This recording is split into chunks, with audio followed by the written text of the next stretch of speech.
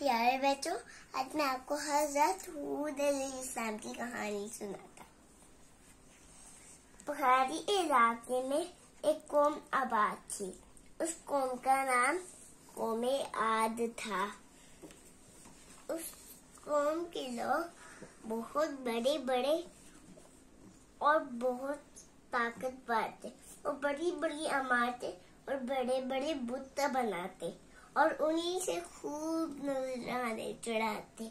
उनका चेहरा बुत रस्ता उनसे खुश है।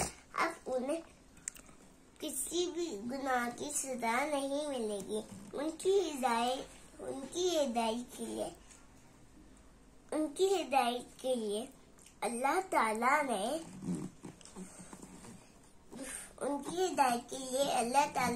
हज़रत हूद अलैहिस्सलाम को अपना रसूल चुना।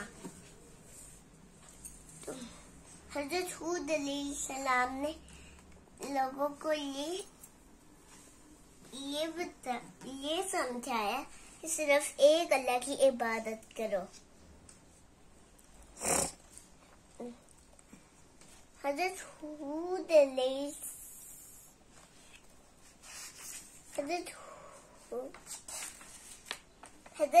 अलैहिस्सलाम ने मेहनत न हारी। आखिरकार उनकी मेहनत से कुछ ईमान ले आए। पुजारियों ने सोचा कि हज़रत हूद अलैहिस्सलाम उनके साथियों को तकलीफें पहुंचाने लगे। अल्लाह ने उन्हें हुक्म दिया कि अपने ईमान वाले साथियों को लेकर वहां से चले जाएं। वो हज़रत हूद अलैहिस्सलाम के साथी वहां से चले गए।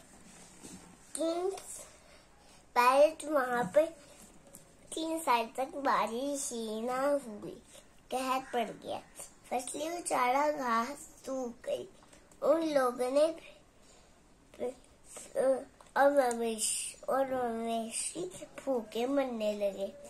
उन लोगों ने फिर भी तौबा ना की। फिर एक रोज बड़ा गहरा बादल नमूदार हुआ। उसे दूर से देखकर लोग बहुत खुश हुए। लेकिन मगर इस काले बादल के साथ एक आंधी भी आई। आंधी आहिस्ता आहिस्ता तेज होती गई। तेज आंधी से छत्ते उड़ गए और घर उड़ गए और अल्लाह की इसमें ना वो कुछ खा पी सकते थे, ना खड़े हो सकते थे। ये आंधी बहुत दिनों तक लगातार चलती रही। जब आंधी खत्म हुई तो हर तरफ बर्बादी के निशानात थे।